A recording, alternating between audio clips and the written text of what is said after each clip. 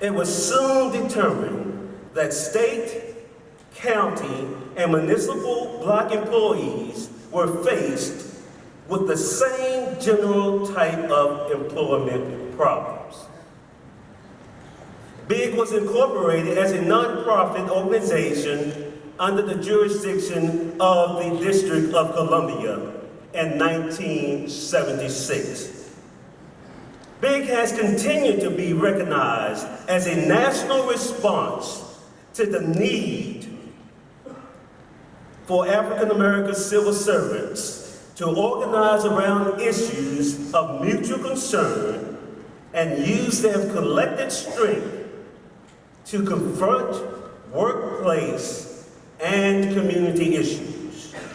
BIG's goals are to promote equity in all aspects of American life, excellence in public service, and opportunity for all Americans.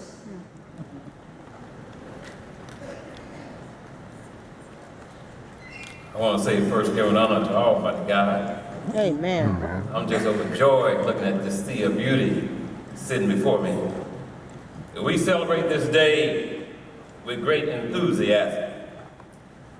The stone that represents 40 years of excellence is the ruby, one of the 4 precious stones in the world, inclusive of diamonds, sapphires, and emeralds.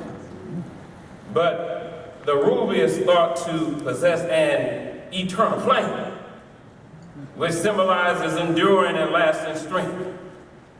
So at this time, I would ask that our candle bearers please come forward.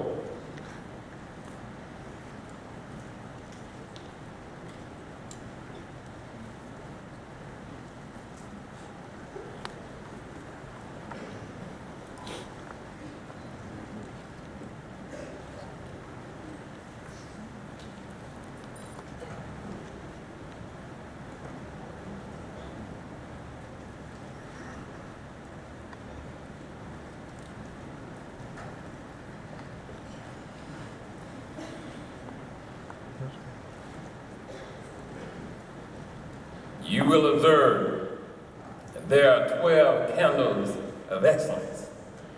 And these candles represent the foundation of our organization. We light these candles to symbolize the countless hours and efforts our founders dedicated to bring blacks in government into existence. We light these candles in reverence and honor of our 12 founders of excellence.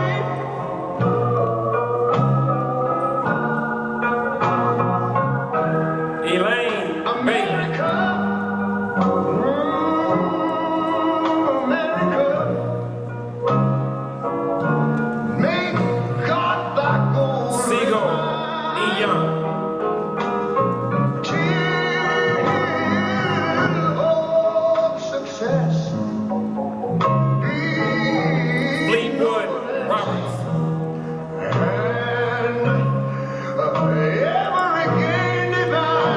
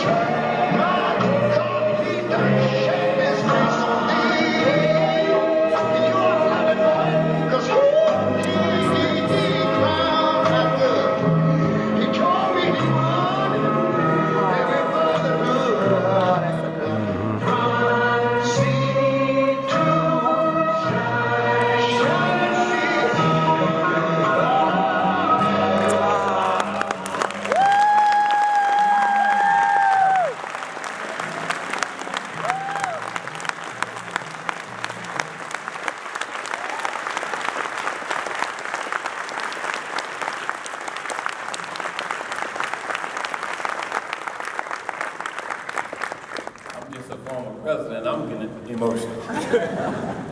The candles have been lit, reminding us that our honorable founders were people of great vision, of such discipline and devotion to equity, excellence, and opportunity, that today big is strong, and big is sturdy.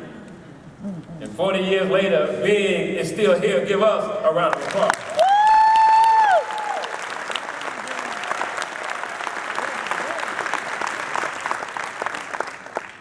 So, as we extinguish the flames of the candles,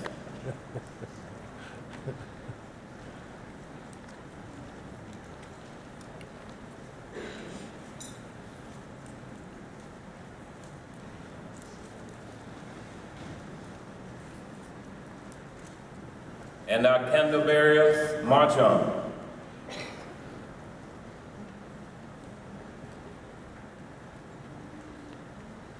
We will now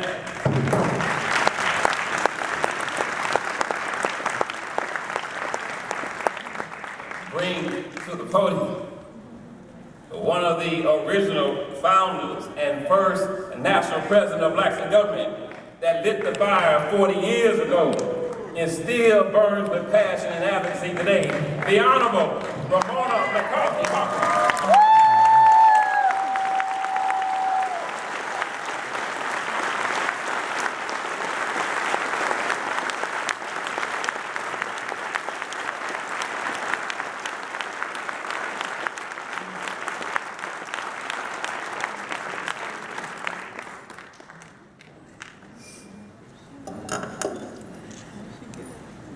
Good morning to each and every one of you beautiful people. Morning. Like myself, I hope that you're experiencing the thrill of this moment. To be a part of this grand occasion and to look out into the audience and see so many of the pioneers that have been a part of this great organization since day one is a fulfillment of dreams that most of us early partners only fantasized about. I don't think that any of us could have possibly imagined that this organization could have achieved such an overwhelming success that it has over these 37 years. I feel it is important that some of you who may not have heard our story will indulge me for a moment of historical reflection. As each of you is probably familiar with the term reduction in force, the dreaded RIF, I ask you to reflect momentarily on those early years. As per usual, some of the bureaucrats at that time in the higher ranks, along with some congressional input, came up with the bright idea that since many of the components of the public health service were scattered in many locations throughout the metropolitan Washington area, that it would be more efficient if all of these organizations and agencies were located in the same central place. This was accomplished with the advent of several agencies being relocated into the Mammoth Parklawn building in Rockville, Maryland. This was to become the home of the United States Public Health Service, which at that time included the Department of Health Resources, Department of Health Services, Food and Drug Administration, the National Institute of Mental Health, the Indian Health Service, and several other smaller components. In the beginning, it was announced that there would be 10,000 employees at that one location. During that time, it became apparent that a reduction in force, or the dreaded RIF, was on the horizon, with the resultant fear that many jobs would be eliminated, which was a standard operating procedure at that time. Some of us with several years' experience and at the higher grade levels began to speculate as to how we might be able to protect the jobs in the lower levels, that is, the GS3s to GS11s. With the abundance of employees in different agencies, it became apparent that many of the employees in the lower grade levels would need to be protected. That best could be decided because the greater number of employees were in minorities in those lower levels. With so many employees in different agencies in the same building, the lunch hour in the cafeteria became the perfect time for interagency discussions and comparisons. One such occasion, a friend in another agency suggested that in view of the impending rift, some of us should get together and strategize as to how to protect the jobs of these vulnerable employees. We started having lunch hour strategy sessions, and after several weeks, it became apparent that we needed to organize these strategy sessions. The result was that the Park Lawn chapter was born. In talking with friends and other agencies, we soon realized that this rift was not limited to Public Health Service or the Park Lawn building. In the Washington, D.C. area, and various agencies began to compare notes.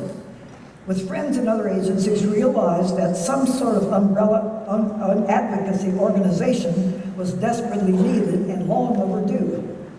We began a series of meetings in minority employees and other agencies in the Washington, D.C. area to become involved, and the few began to multiply. A few short years later, we formed the parent organization. Soon after, we realized that we needed to become incorporated. Accordingly, that eventually took place in 1976, and we were on our way. We've held our first national meeting in Washington, D.C. at the Shoreham Hotel, the keynote speaker being none other than our own Attorney Eleanor Holmes Norton. She gave an outstanding motivational speech, and our initial training conference was an overwhelming success. It became clear that the idea of a training conference was a stroke of genius, for several agencies are already cutting back on travel budgets. But how could they possibly deny training to such a large group? In fact, that I'd been president of Park Lawn chapter for several years at that time, somehow I became the first national president. Needless to say, none of us could have possibly imagined that this was to be the genesis of this great organization. Throughout these 37 years, we have grown tremendously in a number of areas. I have to bring attention to the Darlene Young Leadership Academy, which has been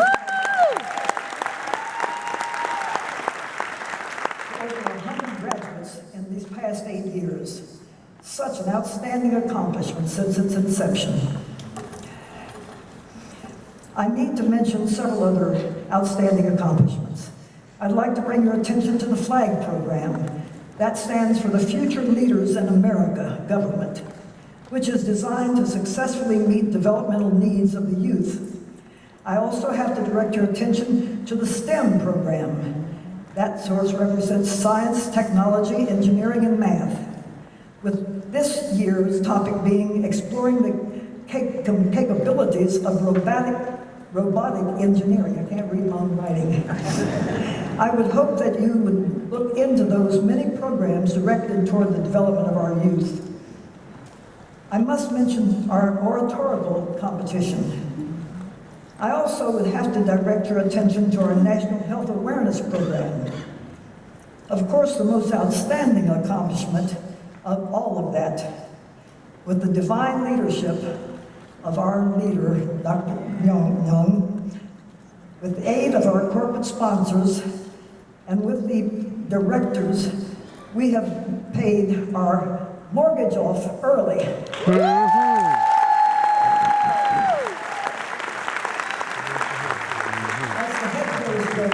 At 3301 Georgia Avenue, Washington, D.C.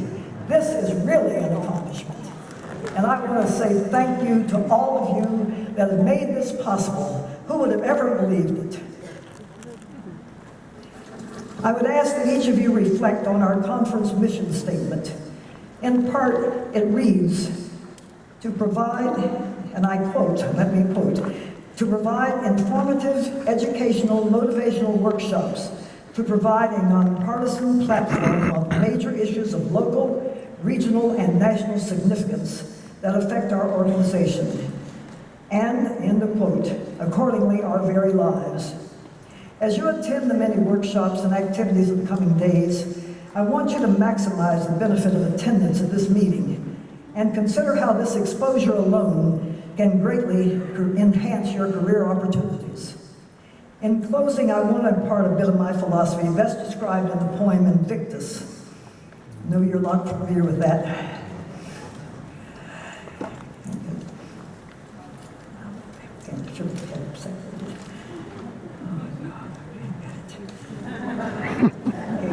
page separate. There it is, okay, I'm sorry. Out of the night that covers me, black as the pit from pole to pole, I thank whatever gods may be for my unconquerable soul. In the fell clutch of circumstance, I have not winced nor cried aloud. Under the bludgeonings of chance, my head is bloody but unbowed. Beyond this play of wrath and tears looms but the horror of the shade. And yet the menace of the years finds and shall find me unafraid. It matters not how straight the gate, how charged with punishment the scroll. I am the master of my fate. I am the captain of my soul.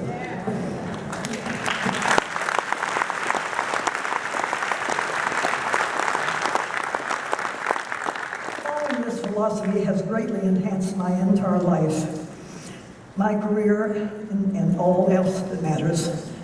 We must always chart a goal and strive to attain that goal through diligent endeavor and hard work. We must always follow the pursuit toward excellence and endeavor to always strive to be the very best at whatever we pursue. I thank each of you for allowing me to share my thoughts with you and hope that your training experiences will enhance your career objectives and provide additional resources toward the attainment of your career goals. I thank you for allowing me this opportunity to share in this great, wonderful occasion with you. Thank you.